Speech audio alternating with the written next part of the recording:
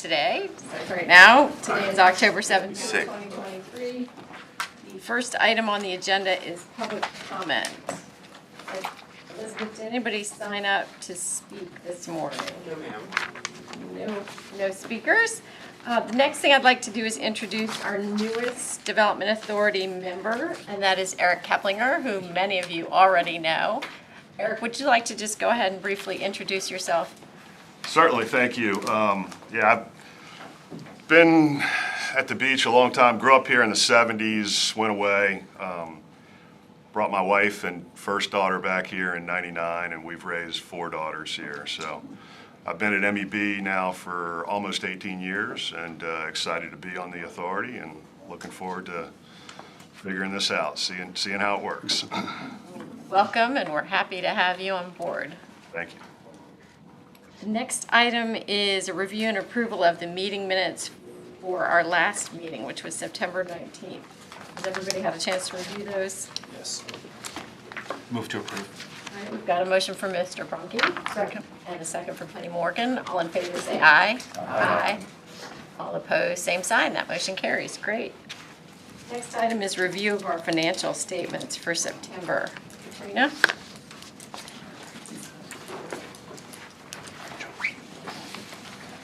Good morning, Madam Chair. Good morning, Madam Vice Mayor, and also Councilman Bellucci and board members. I'm here to present September 2023's financial cash flows. The operating account summary for September 2023, beginning cash as of September 1, 2023, $4,583,391 is our beginning cash. We had significant cash receipts. Grand total of the significant cash receipts is $2,268,596. And I've itemized those to give you the total of what makes that amount. Okay, we have significant cash disbursement, continuation of that, and the grand total of the significant cash disbursements, $3,608,184. I've also itemized those out as well. Continuation of significant cash, itemized breakout. The ending cash as of September 30th, 2023 is $4,542,153. Okay, moving along to incentive and initiative account summary for September 2023. Beginning cash is September 1st, 2023 is $2,875,769. Significant cash, the grand total is $100,457. We had no disbursements, and the ending cash as of September 30th, 2023 is $2,946,572. Okay. The EDIP grant summary reporting for September 2023. Beginning VBDA EDIP grant balance is $3,315,616. We had earned interest and activity analysis fees. That gave us an amount of $98. We had no expired EDIPs or closed for the period of September. The new grants approved by the VBDA, we had none for September. EDIP grant funds available as of September 2023 is $3,315,714. Madam President, not President. Madam Vice Chair, excuse me, I'm talking all of this stuff. So you never know. This concludes the financials for September, Madam Chair, and the board members. Thank you, Katrina. Thanks for the promotion. Any comments from any commissioners? All right, hearing none, we'll move on to the next item. And thank you. Thank you. I'd like to open up the public hearing for number 5. Oh, sorry, audit report. We were a little bit ahead there, yeah. The next item is an audit report on Virginia Beach National Golf Course from Lyndon Ramias. I thought Good morning, and thank you to the authority for giving me the opportunity to present the audit report on the Virginia Beach National Golf Club. And would also like to say good morning to our Vice Mayor Wilson and Councilman Burbidge. Okay,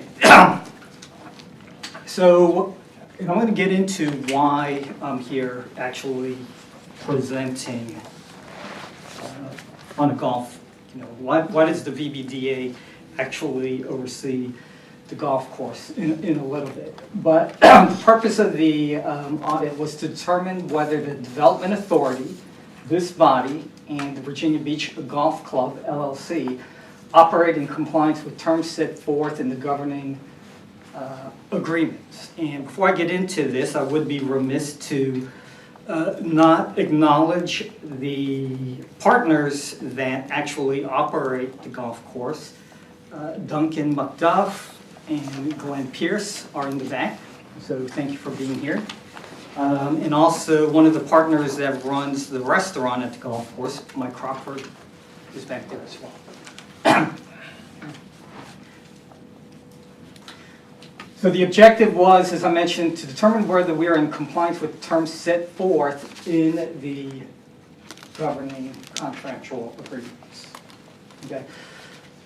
So if you've ever been out to that neck of the woods, it started off as a tournament players club, but it's been operating since 2007. It's a beautiful golf course right before you get to the municipal center. Okay, why am I here and how are you involved? How are you as members of the authority involved? Okay, so the city owns the land, okay? But through a 40-year ground lease, the city signed in 1997 with the VBDA, the authority has assumed ownership. Okay, so the authority, you guys are the owner of the golf course and have oversight and governance. Okay, so the facilities is the owner. VBDA is the owner throughout the term of the ground lease. The VBDA has contracted with VBGC, and Duncan and Glenn are here, who manage the day-to-day operations of the facility. Okay, they're contracted, and I believe the current lease runs another 3 years. Okay, with VBGC. VBGC in turn, they contract out with the National Restaurant to manage the restaurant. Okay, and there probably should be another dotted line with VBDA to economic development. Okay, so you're the authority. Economic development is the staff liaison that works with you to ensure the proper governance and oversight over running the golf course is actually executed. All right, in regards to the good news is, especially since the pandemic, golf has been booming, and and it's reflected, if you read the report, in the revenue, in the number of rounds that are being played. So the city receives a monthly operating payment and the annual profit sharing. Okay, and there's a formula that 6% of golf course fee revenue for monthly operations and 25% of net income for the annual profit share. That gets remitted to Katrina, and Katrina in turn remits it to the city. The piece that stays with the Development Authority for CIP needs is the monthly capital improvement amount. And again, that's 6% of golf course revenue. Okay, what does it look like in terms of dollars? So annually, the operation payments, you can see it's been increasing. So in fiscal year '23, it was $205,000 for the operation payments that's remitted monthly. And for fiscal year '23, the profit sharing went from $37,000 to $68,000 for fiscal year '23. And the CIP amount basically mirrors the amount of the operations payment. And currently, at the end of fiscal year '23, there's about $168,000 left in the CIP. Okay. All right, so any questions in regards to why you guys are involved or how you fit in? Okay. All right, so in regards to what we found, and this is the first time my office has looked at the golf course, VB National. Okay. So in working with the staff, particularly Katrina, the folks at the at the golf course, the restaurant, Chuck and his folks, is the one thing that we noted was there's got to be structure to the process because there's a lot of stakeholders involved. So during field work, we observed general absence of just written procedures related to VB National. This spanned every function of business operations, including the receipt of the funds, disbursements of funds, purchasing, which we'll get into detail in finding 2. Although it was noted certain control activities such as disbursements and bank reconciliations were present, if you don't have written procedures, it does make it difficult to ensure the controls are in place and applied consistently, especially lately when there's been a lot of turnover in economic development, and there's also inherently there's going to be turnover on the development of. Okay, and we do acknowledge that several key staff members, longtime employees, those that were responsible at one time for asset management, have left. Thus, there's been gaps in the coverage. Okay. So what we've recommended, obviously, develop written procedures, create an org chart, so when there is turnover, not necessarily names, but who's in charge of what? Who's in charge of doing the inspections? Who's in charge of procurement? Who's in charge of doing the various approvals and so forth? And also, I think from the perspective as an authority member, there has to be training and orientation, especially when there's new members, right? We have a new member today, right? Did you know you're responsible for all this? Did they tell you that? I saw it on the agenda. Okay. Because it's not only the VB National, but there's other assets. You've got the amphitheater. You have leases and buildings throughout the city. Okay, and it says the authority is responsible.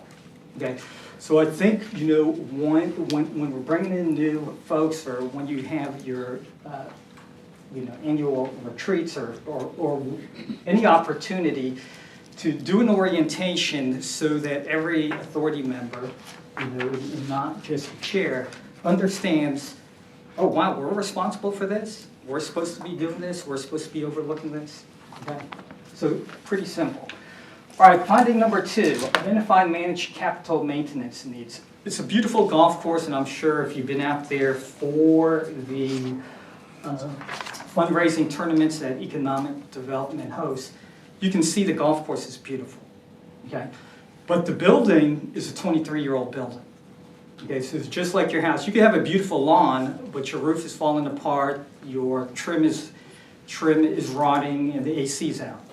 Okay, so basically that's what's happening at the building. Okay, so 23-year-old building, it needs repair on the roof. The AC in the kitchen is out. Imagine trying to cook in 90-degree heat in the kitchen that doesn't have AC. There's rotting, there's mold. We're going to get into the wet ponds. A lot of them, you see them as water traps. They're actually BMPs, right? Capturing the inflow and the outflow of what that need to be repaired, that are eating into the Gulf, that are eating into the golf cart paths, and actually some of the holes. And Duncan and Glenn are doing the best they can to prop some of those holes up, but it's going to take some attention, and with that attention, some money. Okay. And so some of the example of the issues we noted in the agreement, it says semi-annual inspections need to be conducted by BBDA or the city to determine the necessity of the capital or operations maintenance. Okay, that hasn't been happening. I don't think it's been happening for the last 3, 4, 5 years, any evidence we can see. And while Duncan and Glenn, and they do a great job of maintaining the golf course, ultimately it's the development authority to say where the priority is. Okay, so it's not just the golf course, we've got to give some priority to the building as well. And so that's where economic development authority collectively say this is where the attention should be. We've seen there's no prior approval for any of the capital improvement projects. Okay, again, they do a great job, and a lot of the focus is on the golf course. Okay, but when we're talking about CIP projects, anything over $5,000, you'll see there's projects that are $100,000, $60,000, $50,000, $20,000. Okay, you guys got to have a say in where the priority is. Okay. And we're going to get into the procurement as well, but there's no prior approval for the capital CIP projects, determining the necessity and the nature of the expenditure. Okay, we did see the proper approval on the back end. After the work was done and the invoice was submitted, obviously it was reviewed and approved and ensured the documents were there for payment. Where we want to focus on is up front. Okay, do you want to prioritize this project over that project? Okay, you've got your roof is rotting, leaking, mold, no AC. What do you guys want to do? There were no procurement procedures followed. Okay, so this body adopted the city's procurement policy. I believe that was back in 2018. So in essence, you're following the city's procurement policy, which is the Virginia Public Procurement Act. Okay. No one in the city is buying goods without proper procurement. And when we're talking about proper procurement, getting bids, getting prior approval, determining the necessity. We're not going out and making purchases, especially for $100,000, and on the back end say, oh, can you pay this? Okay, so, and that is a violation of the Virginia Public Procurement Act. Right? No inspection of completed work, and in the case of wet pond repairs, assurance that any local, state, or federal regulations will comply with. And again, they're doing a great job and the best they can do to prop up some of those holes. And, they're putting concrete around, some of those wet ponds. But that may not necessarily be the proper way to do it. And I'm not going to stand before you and tell you what is the proper way, but I do know there's local, state, and federal regulations, right, that they should be adhering to. Again, the absence of a formal process governing capital improvement needs obviously increase the risk that critical needs will not be addressed. So some of the BMPs inspected were given serious and degraded grades. Okay, and that's from our inspectors in public works. The clubhouse has rotting eaves and fascia boards. There's mold in the restaurant and rotted baseboards, deteriorating ceiling caused by leaks, and as I mentioned, a non-functioning HVAC installation. So the recommendations: develop a formal process to identify, track, and fund the capital improvement needs. Okay, so first you've got to identify before you can determine what the funding should be, and obviously with CIP, just like in the city, it may go 1 year out, 5 year out, 10 year out, 15 year out, 20 year out. But unless they're identified and then determine the cost, it's going to determine how much of that 168,000 you have in CIP. Because currently, right now, the amount being expended is less than the amount coming in. Okay, so basically you're on a year to year. Follow the city's procurement practices for all capital improvement needs in accordance with the bylaws of this authority that were adopted in 2018. Provide VBGC, and this is another requirement, I think Katrina's has already addressed, with the annual bank statement for the CIP account balance. All right, finding 3, we talked about the wet ponds, section 4.3 of the ground lease, where the city states that VBDA is responsible, right? This is in the agreement at no cost to the city for performing all maintenance, repair, and upkeeps as may be necessary to keep the golf course facility clean, safe, and free from deterioration subject to reasonable wear and tear. This gets back in identifying the priorities and where's the funding going to come from. Okay, and as I mentioned, Public Works, they inspect all public and private BMPs. Good is the most favorable, followed by moderate, degraded, and serious. Okay, so one of the issues we had is we asked them, who is getting this inspection report? Because we asked them to receive them. So they're not coming to the authority or economic development. Okay, so it's hard to know what the issues are. They're not even coming over here. Okay, so we addressed that with them. We said it needs to come to economic development / development authority, because you guys are the owner. It would be like, me receiving a notice from my neighbor, and I'm like, this doesn't belong to me, and I'm just throwing it away. Okay, the latest annual inspection report reflected 7 of the 11 wet ponds received a rating of degraded, and 3 of the 11 serious. Okay. Request the annual inspection reports pertaining to the wet ponds be sent to VBDA. We have provided those, and prioritize the repair needs for the wet ponds with all other existing capital maintenance needs of the golf course facility and procure required services. Okay. Finding 4, completeness and timeliness of the payments made to VBDA.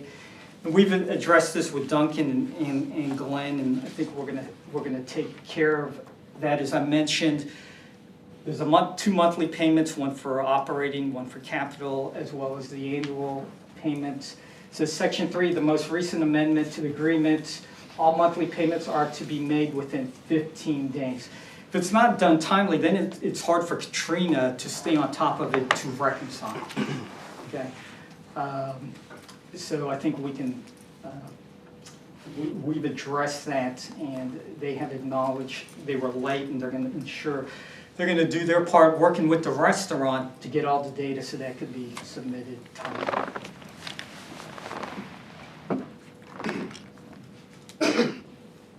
Require the source documentation to be submitted, ensure VBGC is delivering its annual financial statements. Okay. All right, and then finding number 5, and this was addressed earlier. We did back in 2018, because back then when we were looking at some of the EDIP activity with the authority, we did note that there wasn't a procurement policy in place. And again, there's a difference between in the private sector, where many of you work, and the public sector with the city. We have to adhere to the Virginia Public Procurement Act and city and state policy. So this is something that was adopted in 2018, and we just didn't see any procurement activity. And where the procurement needs to take place And Glenn and Duncan, they're doing a great job as the operators, but the responsibility for procurement is with economic development and the development authority. Okay, it's not with the contractors, okay, because they're on contract, 3 years, it could be somebody else. So it's not saying, oh, well, we did this and we deemed, we are the ones that are the most cost effective, so we're gonna do the work ourselves. That may be the case, and it may be necessary and warranted to do a sole source and have them do the work, but there's a process to do that. And the ones that need to determine that is purchasing along with development authority and staff, not the operators. Okay. So basically adhere to and utilize the adopted procurement policies and procedures for the purchase of all goods and services.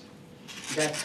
And so in conclusion, based on the findings noted, we determined that the authority and the golf club are not in compliance with all the terms, as I mentioned, set forth in the governing contractual agreement.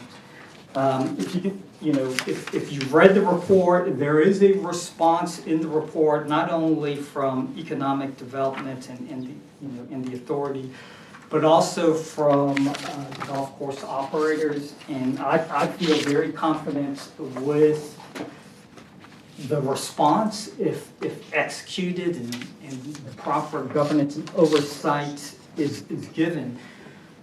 These issues can be easily remedied.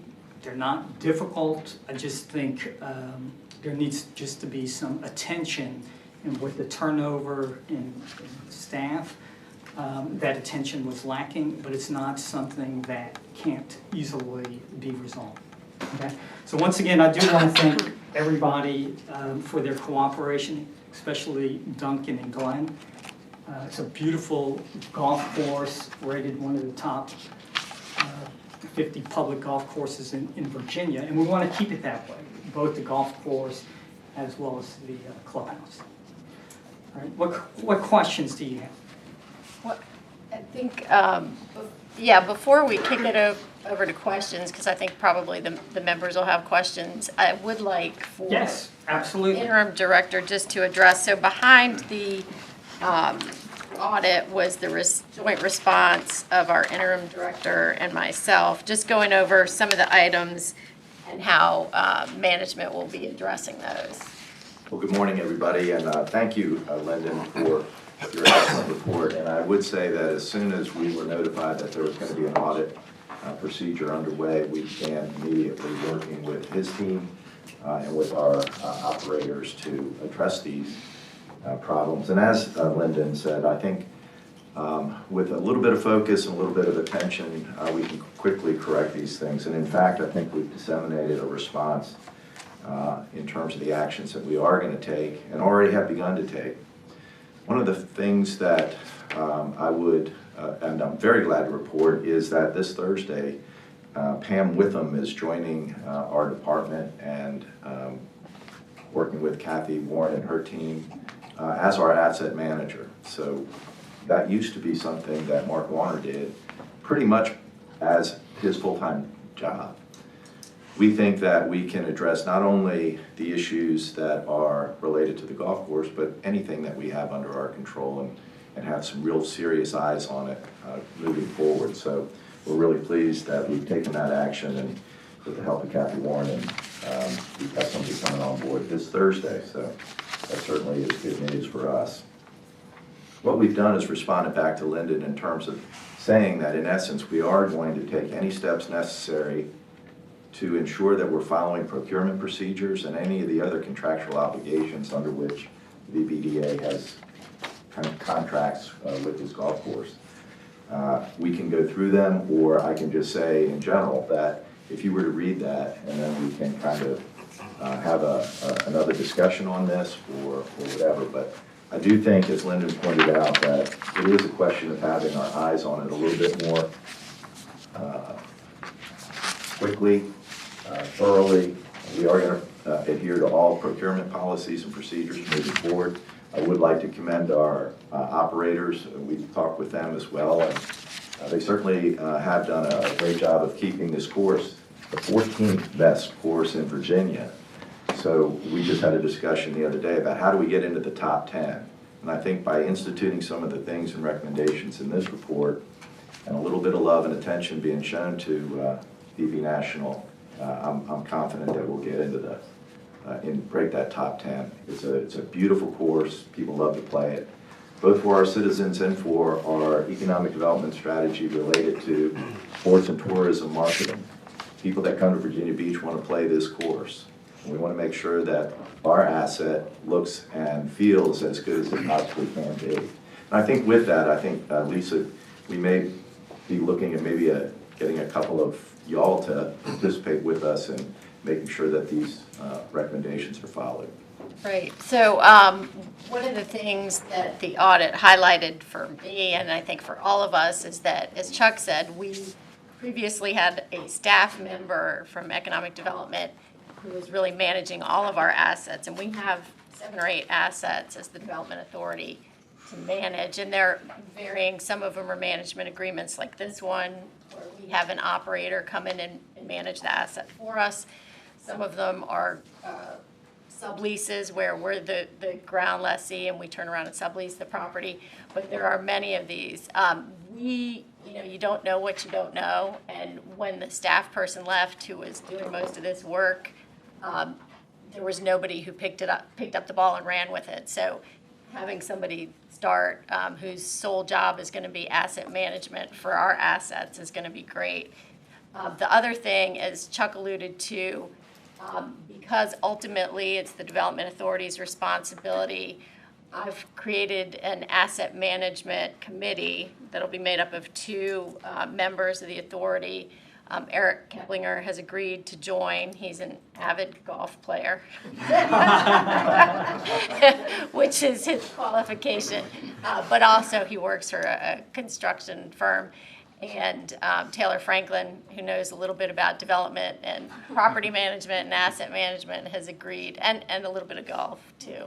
And that way, we'll have our own committee that'll be tasked with quarterly meeting with the staff person who's coming on board, getting updates on all of our assets, getting a handle on all of our assets, and how to manage those. So I think that'll be good. The other thing that came to light in my review of the underlying documents is that as I read the lease between the city and the development authority, those payments that are coming in from our operator, those operations payments, in addition to the capital, should be staying with the development authority. Originally, the agreement was set up where we had a subtenant, and that subtenant was paying us rent, and then we were delivering that rent to the city. The way I read the agreements, the payments, all of the payments coming into the development authority should be held by the development authority, and that certainly would have given us a much bigger pool of funds to be able to do some of these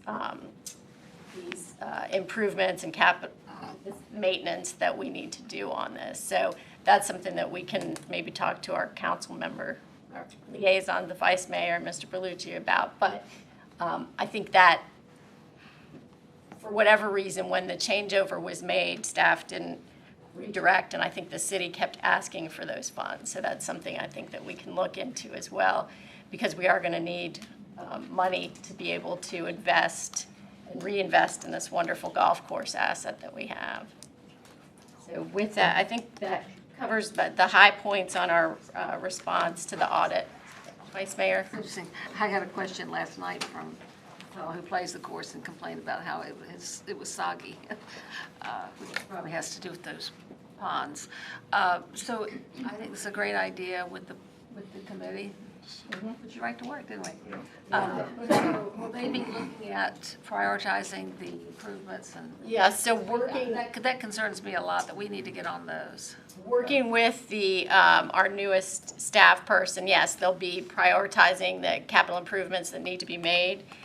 Unfortunately, because the inspection reports for they're essentially stormwater management facilities, were going to Parks and Recreation, and Parks and Recreation, like Lyndon said, they didn't know why they were getting them, so they just put them aside. So we've now gotten those inspection reports, and then the committee and our staff liaison will have to come up with a set of priorities for what we fix first, where we put the money, but there's definitely a lot of need, which Madam Chair, yeah.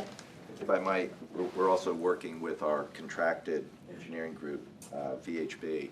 Forgot about that. To determine what prioritization needs to occur on all these kinds of repairs. So we've already been in contact with VHB on that as well. Forgot about that. So we've got our own contracted engineering firm, and they'll be helping us, because it's fairly technical how to fix these. Bill? Yeah, I agree. The creation of an asset committee, I think, is just a great idea. It seems so obvious right now, but wow. Technically, though, do we have to do anything to memorialize that as a standing committee to our bylaws? Do we need to create some structure around that committee and reporting requirements? Let me check that out and report back. Okay. I don't want to tell you the wrong thing. Thank you. I just want to make sure that we memorialize it in some way so that. Do it correctly so we're not. Correct. Yeah, and I think the Absolutely great idea. idea was for them to meet with staff quarterly. We'll get biannual reports from our staff person, and then the recommendations from the committee as We need to well. memorialize that.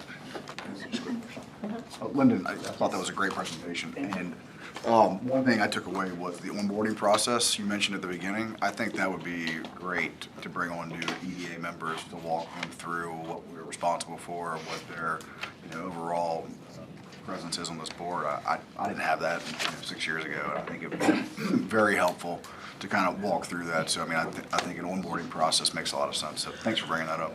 Yes, I agree, and it's really a lot of committees.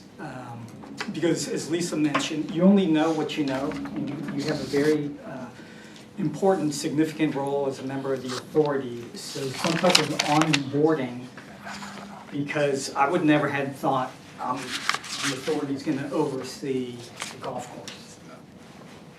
And we didn't know. So to Taylor's point, I don't think anybody sitting at the table knew.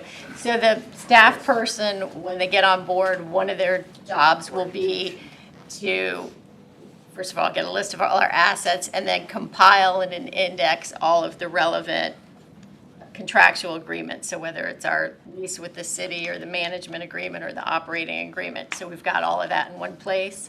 And Chuck has just indicated that we'll get, all of us will get sort of an overview of all of the assets that the Development Authority operates, controls, has responsibility for at our November meeting. So that'll be good. And then going forward, new members will get briefed on that. I think it would also be helpful to have a background on bond sales and about how that works. I mean, if you're not in that business and understanding that, that can be a very complicated process. And I mean, we obviously do a lot of that through this board. And I do think some highlights on, not to get super detail oriented, but at least the understanding of the background of how bond sales work, what they mean to the city and the backing it takes, et cetera. So I think that would be helpful too.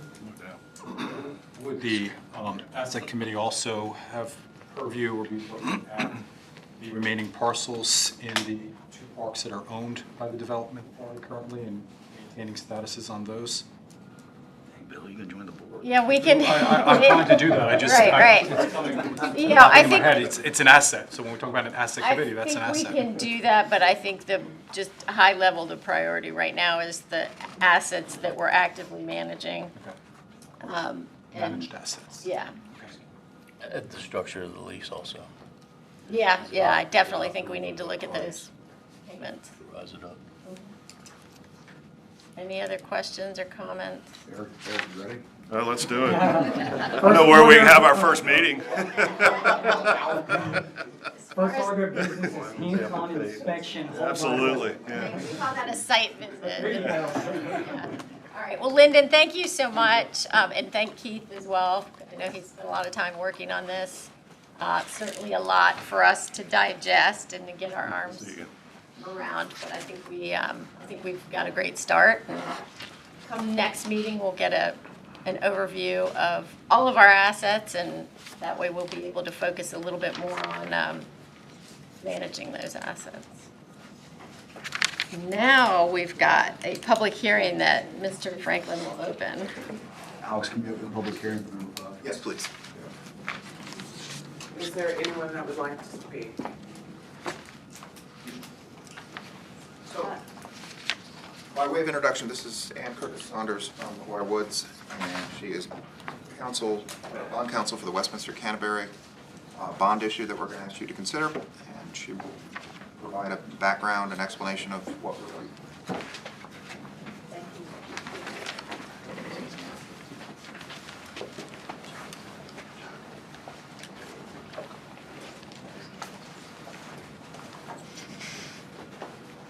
Good morning, Madam Chair, members of the board. As Alex said, I'm Ann Curtis Saunders with McGuire Woods.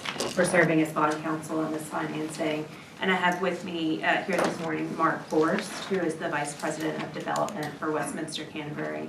I won't go into great detail because I know it's all reflected in your board package, but Westminster Canterbury has an exciting project underway on its campus. It's building a new independent living building. It will house approximately 226 independent living units and other amenities for the residents at Westminster Canterbury.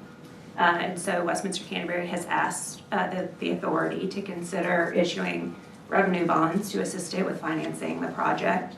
You have two resolutions in your board packet. One I will call our public hearing resolution, our preliminary, that provides your preliminary approval of the financing. The second is your final authorization of the financing. So the first resolution, if you adopt it today, we will send it to City Council. We'll ask them to consider approving the financing as well, which is required under both Virginia and federal law. Just at a high level, the final authorization, it provides your authorization of the issuance of the bonds within certain parameters of $525 million maximum principal amount, an 8% maximum interest rate, and also a 40-year maturity for the bonds. I'm happy to answer any questions you might have about the approval process, and Mark's happy to answer any questions you have about the project. Madam Chair, just for clarity, this is, the company sells the bonds on the open market. This is not authority money. We're not loaning city money. And these financings are completely non-recourse to the authority of the city. This is a statutory mechanism that allows them to access these capital markets at a lower interest rate. Sorry, Madam Chair, if I may piggyback off of what Alex just said. So the structure here is to be determined. There may be a bank involved, or and we're confident that there will be an underwriting of the bonds, and some bonds will be sold to the public market. So the final resolution before you, it approves forms of the financing documents which we have provided to Alex to review, and the final resolution authorizes your officers to execute those documents. They may fluctuate a bit between now and the time of closing, but any changes that we make to those, we will provide to Alex to review. And as Alex said, the final resolution, I think both the preliminary and final resolutions before you acknowledge that the borrower is going to be, so Westminster Canterbury is going to be liable for any costs related to the financing, and Westminster Canterbury will also be liable for the debt. Thank you, and we're just facilitating like we've done for other organizations as well. That's exactly right.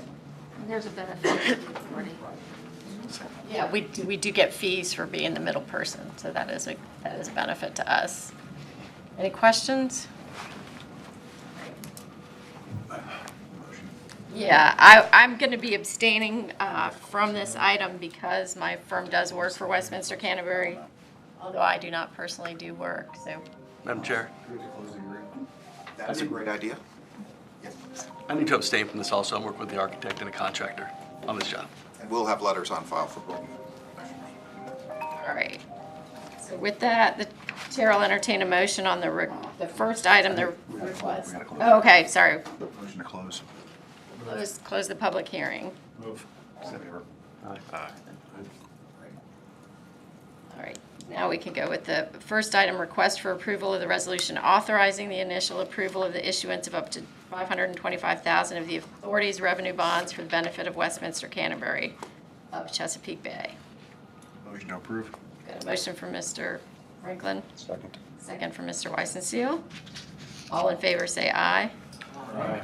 All opposed, same sign. And let the record reflect that myself and Commissioner Weiner will be abstaining from the vote. The second item is a request for approval of a resolution authorizing the issuance and sale of the authority's revenue bonds in an amount not to exceed $525,000 for the benefit of Westminster Canterbury of Chesapeake Bay. Motion to approve. Got a motion from Mr. Franklin, Second. second from Mr. Brunke. All in favor, say aye. Aye. All opposed, same sign. And again, myself and Commissioner Weiner will be abstaining from that vote. All right, thank you very much for joining us. Looks like a great project. The next item on the agenda is an agricultural grant. Request for approval of a resolution accepting appropriation of funds from the city and authorizing a grant to Colorful Farm. Yes, Madam Chair, this is a request from the City Council. It started with a grant from the governor from the APHID program to Cullifer Farms. The city statutorily can't make this sort of grant. The Development Authority can, so the city has appropriated both the money they received from the Commonwealth and a matching amount of $27,500, and are asked for you to accept the appropriation and make a grant to Cullifer Farms for the purchase of, I believe it's a freezer and some irrigation equipment to promote agriculture. This will be done on a reimbursement basis. We would ask for your support. All right, and again, we're just the pass-through, so the city's already agreed to do this. Yes. They're just granting us the money, and we're going to turn around and pay it out to Colorful Farms. Correct. Is there an amount, Alex? It's $55,000, I apologize. All right, any questions for Alex on that request? I will entertain a motion to approve a resolution accepting the appropriation of the funds from the city and then authorizing that $55,000 to be granted to Colorful Farm. Why am I having? I make a motion to accept. Got a motion, thank you very much. And a second? Second from Penny Morgan. All in favor, say aye. Aye. All opposed, same sign. That motion carries. Wonderful, thank you. The next item is an Economic Development Investment Program, request for approval of a resolution authorizing an EDIP Part A award for job creation to Thayer Mahan. Good morning, Madam Chair, members of the authority, Councilmember and Vice Mayor. UDIP recommendation for Thayer Mahan. Here is a look at their disclosures. And a little bit about the company. So they provide data on and under the world's oceans. Some of their services include mapping and survey of the seabeds, UXO classification and removal, marine mammal monitoring, commercial vessel monitoring, and noise mitigation.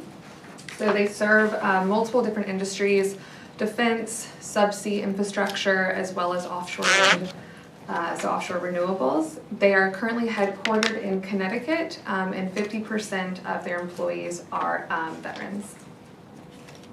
And here's a better look at what they do. So the one on the left is very exciting. This is what's called big bubble curtain technology. It is hoses that absorb sound when the wind turbines are being installed. So this prevents harmful effects to whales, and they are the first in the US to provide this technology. The middle picture is their deployable sonar system, so that's for the seabed surveys. And then on the right is a photo of them doing their survey operations at the Block Island Wind Farm, which was the first offshore wind farm in the United States off the coast of Rhode Island. So they will be leasing pier and warehouse space in Norfolk. It was Lambert's Point, we call it Fairwinds now. But they were looking for office space to actually set up their mid-Atlantic location. So they considered Norfolk and Virginia Beach and did ultimately decide on Virginia Beach. At Newtown Road, it's the Drone Up building, for those that are familiar with it.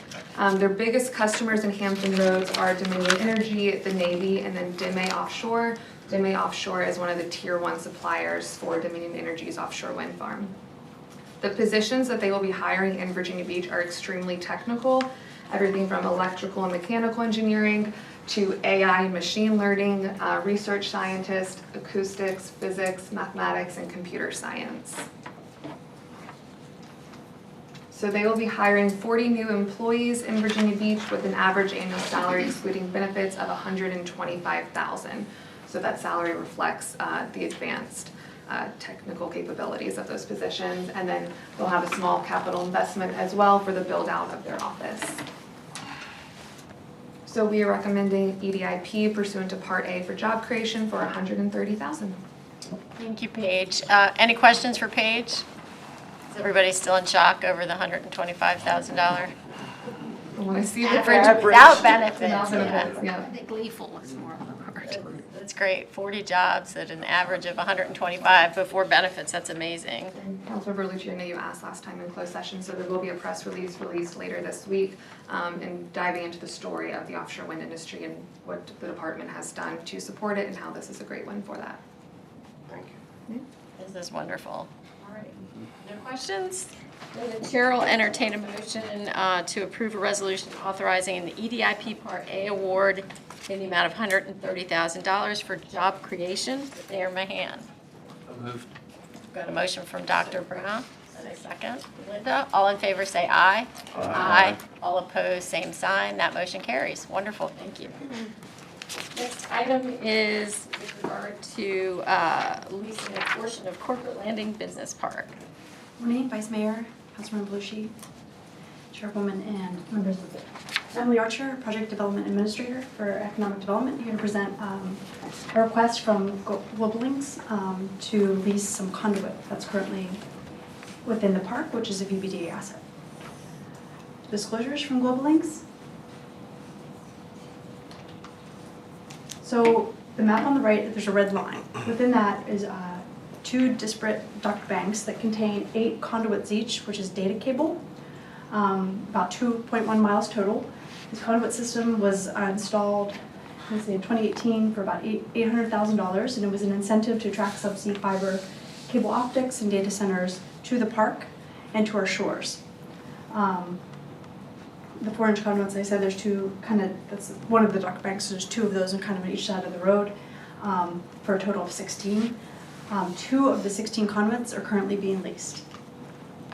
One is by Level 3 Communications, also known as CenturyLink, and then the other is leased by Global Links as part of their management agreement. So we currently have a lease with CenturyLink, and then we contract for Global Links as the management of the conduit system itself. So the established conduit rates were established in 2020 with the lease. Depending on the amount of the length of the conduit they're using, it's a $25,000 to $40,000 upfront lease fee, or on an annual payment basis.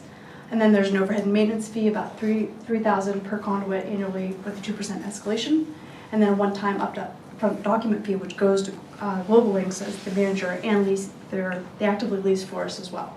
And then a management fee on the right to Global Links is paid in $14,205 per month with 3% annual escalation. They get a lease commission for any new leases they are able to lease, and then additional yearly costs for maintenance and capital maintenance of the system. So Global Links has secured an additional subsea cable landing at Sandbridge. They already have an easement, and is proposed to start construction by the end of this year. They're requesting a 20-year, so when they bring the conduits from Sandbridge to Corporate Landing, rather than having to dig a new duct bank to get to their, let me go back one. So Global Links has a data center up on the top right. So before, when they come to Sandbridge and come up to Corporate Landing, rather than create a new duct bank, they'd like to lease the existing duct bank that's there to get to their current facility. So they're requesting a 20-year lease of 4 of those conduits for an upfront $160,000 upfront lease fee with $12,000 annual maintenance fee with 2% escalation, which is within the established conduit rates. They have committed cable customers and plan to extend their campus in Corporate Landing in the next few years with this investment, and the investment's anticipated to exceed $60 million.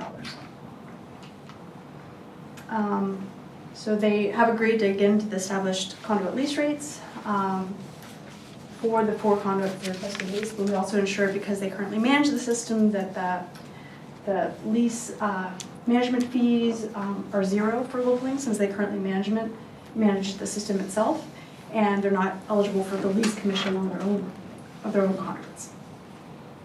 So with that, we recommend approval. All right, thank you, Emily. Any questions for Emily? So then we have 2 left, right? We will have 9 left. 1 left, okay. So we got to hear about our largest asset, which is a golf course, and these duck banks are our smallest asset. This conduit of asset. Very small, literally openings for fiber and conduit to be run. All right, well, hearing no further questions for Emily, I will entertain a motion on that request for approval authorizing a lease of a portion of the conduit system to Goldwings Data Center LLC. Got a motion from Gunter? A second? Second from Penny Morgan. All in favor, say aye. Aye. All opposed, same sign. That motion carries. Thank you, Emily. Next, we have administrative information. Any comments from VBDA members? I think we covered. Not a member, but I'd like to just, I had a District 5 meeting last week, and our own Chuck Rigney came out and gave an economic development overview, especially about Amazon that's locally. He did a really wonderful job. That's great, and that what a great announcement that was. Yes. Very excited about that. Thank you. Any other comments from anybody?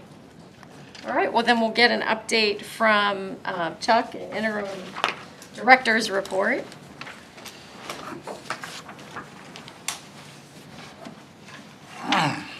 Madam Chair, Vice Mayor, Councilman Barlucci, everybody.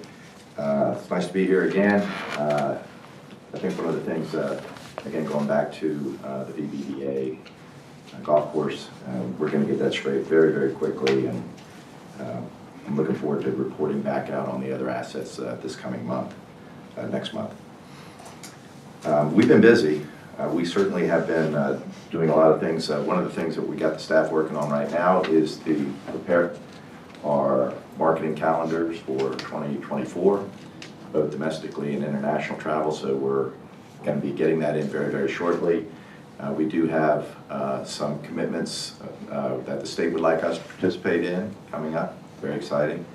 And we're going to be working, I think the Alliance is going to be getting their participation calendar out to us very, very shortly, and we'll look at what we're going to be doing with them. So we're going to have a very robust 2024 campaign as well. As you just heard, prospect activity and Virginia Beach company expansions have been very robust and very good. I would comment on both of those that you just voted on.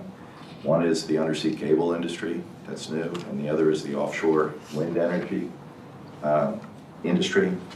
And to that end, we partnered with the Business Network of Offshore Wind to host an educational session on the offshore wind industry, and 40 companies participated with us on that to learn how to participate in that, and it was very, very successful. So those two industries are just beginning to show us some real promise.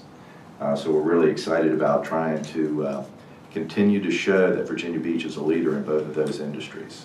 It's a work in progress, that's for sure. We are advertising a position at the Hive currently to work with Isan Monak over there. And as I reported last month, the Hive has been doing extremely well. They won 1 silver and 2 bronze awards at the annual IEDC conference in Dallas, as I told you about last month. We're looking forward to bringing another person on to assist Isan over there at the Hive. And we also have a vacant business development manager position that we're going to be advertising for very, very shortly. We have received appraisal updates on the corporate landing and Innovation Park, and they're showing that for a light industrial prospect, it's $200,000. And so we'll be raising our asking prices out there at those 2 parks on remaining acreage to $200,000, so that's certainly good news. One of the other things I'm happy to tell you about is we worked with Amada Hoffler and went back to them and asked them see if they can do a little bit of help to us on our lease renewal. And I'm happy to say that they've agreed to reduce our annual operating costs by $1 a foot. So that's going to result in the 5 years new term that we have here at the office lease here of about $115,000. So we saved about $115,000. So that's really good news.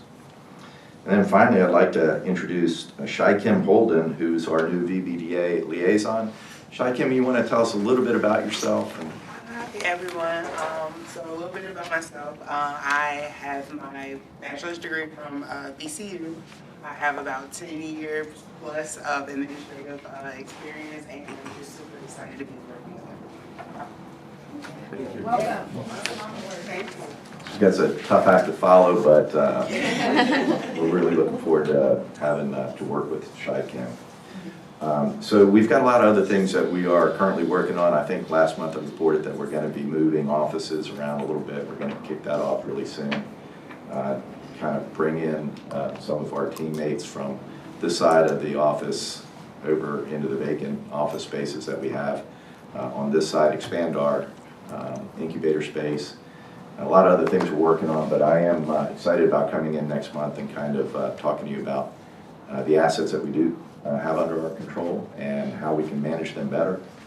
And then also to share with you, I guess do we have our Christmas holiday gala? Yeah, the date's set to December 7th, right? December 7th. December 7th, a date that will live in infamy. So the 6th? it will be at the Westin, It could be at the Westin, yeah. and we'll be getting some additional information out to you all on that very, very shortly. Glad to take any questions you got. Otherwise, thank you very much.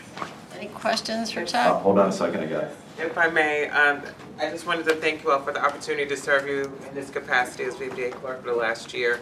Ms. Holden will be coordinating all the future VBA logistics concerning the meetings, commissioner trainings, FOIA trainings, PowerPoints, just the whole kit and caboodle. So I just wanted to say thank you. It's been a pleasure working with each and every one of you. I will miss you sincerely. Please look for her name, Shai Kim Holden, not Elizabeth Parker. I am free. Thank you very And hopefully you'll be staying with the city. and Yes, this, I'm the new executive assistant for Kathy Warren in planning. Great. Happy you're with the city still, but disappointed that you're leaving. I still appreciate that. Thank you. Thank you so much. Kathy would have been here this morning. She had got called into a meeting at City Hall, so she wasn't able to make it. But I do want to say thank you to Elizabeth, because ever since I got here, she's been just terrific. I am working with Decorah back there, Decorah, to work with me and Laura on our requirements at Decorah. Thank you, and everybody's getting up to speed. And so it's a tough job keeping track of my schedule. Great. It sounds like we'll be hearing more good things from you next month and in the future. All right. If there are no further items for the open session, the chair will entertain a motion to recess into a closed session pursuant to the exemptions from open meetings allowed by Section 2.2-3711A Code of Virginia as amended for the following purposes. Contracts, discussion of the award of a public contract involving the expenditure of public funds, including interviews of bidders or offers, and discussion of the terms or scope of such contract, where discussion in an open session would adversely affect the bargaining position or negotiating strategy of the public body pursuant to Virginia Code Section 2.2-3711A29, and that pertains to District 2 and District 5. Legal matters, consultation with legal counsel employed or retained by a public body regarding specific legal matters requiring the provision of legal advice by such counsel pursuant to Virginia Code Section 2.2-3711A8, and that pertains to Districts 2 and 5. Prospective business or industry, discussion concerning a prospective business or industry or the expansion of an existing business or industry where no previous announcement has been made of the business or industry's interest in locating or expanding its facilities in the community pursuant to Virginia Code Section 2.2-3711A5, and that pertains to District 5. Publicly held property, discussion or consideration of the acquisition of real property for a public purpose or of the disposition of publicly held real property, or discussion in an open meeting would adversely affect the bargaining position or negotiating strategy of the public body pursuant to Virginia Code Section 2.2-3711A3, and that pertains to Districts 2 and 5. So, can I get a motion? So moved. Motion from Mr. Brunke, Second. and a second from Dr. Brown, and a roll call vote. William Brown, Yes. William Brunke, Yes. Taylor Franklin, Yes. Linda Garris-Bright, Yes. Eric Keplinger, Yes. Penny Morgan, Yes. Lisa Murphy, Yes. Mike Standing, Yes. David Weiner, Yes. Gunther Weissenfield. Yes. We are adjourned to closed session.